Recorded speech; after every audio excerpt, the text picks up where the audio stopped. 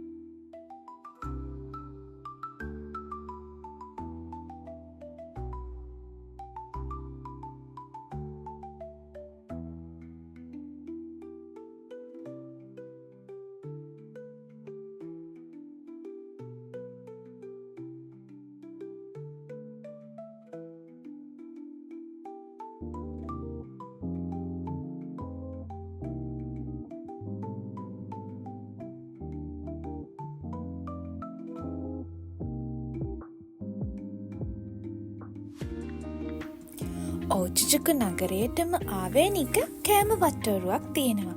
ඒ අතරින් විශේෂම කෑම තමා නෙගි සොබා. මේ සොබා කියලා කියන්නේ ජපානයේ සහල් වර්ගවලින්, විවිධ ධාන්‍ය වර්ගවලින් හදන නූඩල්ස් වලට.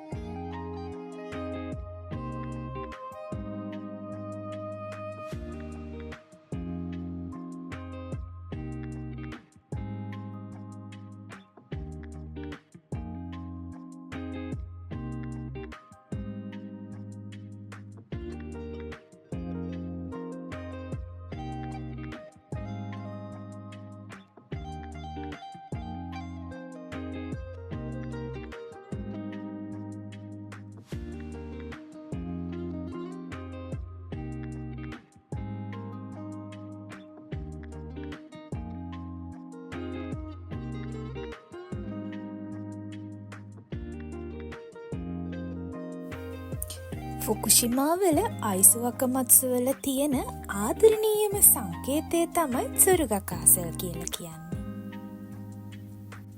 ජපානයේ තියෙන රතු වහලක් සහිත එකම කාසල් එක තමා සුරුග කාසල්. 1300 ගණන් වල මේක කුරකවා කාසල් කියලා තමයි හඳුන්වලා තියෙන්නේ. ඒ කාලේ දරුණු භූමිකම්පාවක් නිසා ඇතිවුණු ඛේදවාචකයෙන් මාලිගාව බිඳ වැටිලා තියෙනවා. උස පවුරකිනුයි දිය අගලකිනුයි වට වෙලා තමා මේ මාලිගාව තියෙන්නේ. 1860 ගණන් වල පැවති අයිස් සටන නිසා නැවතත් මෙම මාලිගාව බිඳ වැටෙනවා. ඒ කාලේ තිබ්බ ප්‍රබලතම බලකටුවක් තමා මේ සුරුග කාසල්. 1870 ගණන් වල ආක්‍රමණ නිසා බලකොටුව බොහෝ දුරට බිඳ වැටුණත් අයිසුවකමට්සු ජනතාව සාම්ප්‍රදායික ක්‍රම භාවිතා කරලා පැරණි තේජස ප්‍රදර්ශනය කිරීමට මේ මාලිගාව නැවතත් ගොඩනගලා තියෙනවා.